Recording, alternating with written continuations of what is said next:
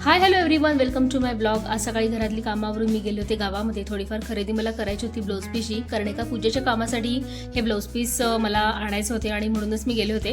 त्यानंतर एका ठिकाणी रांगोळीच्या स्पर्धा होत्या, तर त्या स्पर्धा सुद्धा बघायला मी गेलेले होते।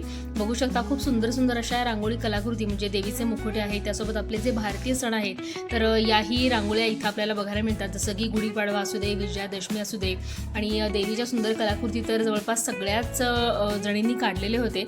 जागर देवीचा जागर असे काही टायटल सुद्धा त्यांनी दिलेले होते। आणि खरं तर सगळ्यात बेस्ट कोणती रांगोळी हे ठरवणं खूप मुश्किल होतं। इतकी सुंदर कलाकृती या रांगोळीची इथं बघायला मिळाली। हे आपले सगळे जे मराठी महिने आहेत तर त्याची ही रांगोळी। त्यानंतर मग मी घरी आले, छानपैकी जेवण केलं, दुपारी आराम केला आणि आता दिवाळीची तयारी सुरू झालेलीच आहे। सो मी ठरवलं होतं की आज फ्रीज मला आवरायचं आहे।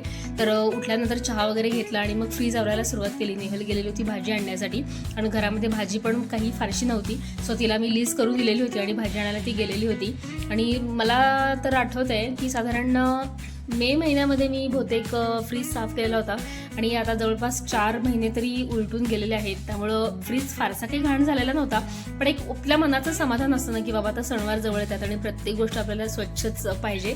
सो हा विचार लक्षात घेऊन मी फ्रीज साफ करण्याचा विचार केलेला होता आणि आता पुढच्या आठवड्यापासून फराळ करायला सुरुवात होणार आहे। त्यामुळं इतर कामासाठी अजिबात वेळ मिळणार नाही आहे।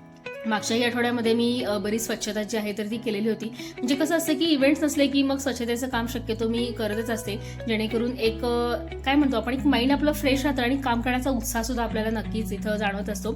सो बघू शकता तुम्ही, बऱ्यापैकी आता फ्रीज आवरायचं काम जे आहे तर ते माझं पूर्ण झालेलं आहे। आणि हा आहे आमरस। मी वर्षाचा आमरस जो आहे ना तर तो साखरेमध्ये शिजवून करून ठेवते, म्हणजे ज्यावेळेला आंबा खायची इच्छा होईल तर त्यावेळेला हा आमरस खायला मिळतो। आणि अशा पद्धतीनं माझा फ्रीज आवरून झालेला आहे। चला तर याच नोटवरती आजचा ब्लॉग संपवते। ब्लॉग कसा वाटला हे नक्की मला सांगा। भेटूया पुढच्या ब्लॉगमध्ये, तोपर्यंत काळजी घ्या आणि चॅनल अजून सबस्क्राईब केलं नसेल तर नक्की सबस्क्राईब करा। Bye bye.